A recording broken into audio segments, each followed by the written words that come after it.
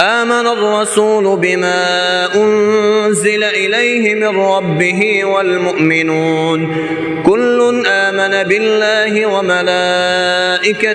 وكتبه ورسله لا نفرق بين أحد من رسله وقالوا سمعنا وأطعنا غفرانك ربنا وإليك المصير لا يكلف الله نفسا إلا وسعها لها ما كسبت وعليها ما اكتسبت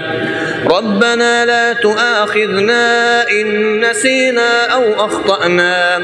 ربنا ولا تحمل علينا إصرا كما حملته على الذين من قبلنا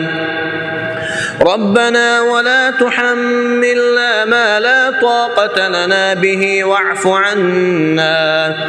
واغفر لنا وارحمنا أنت مولانا فانصرنا على القوم الكافرين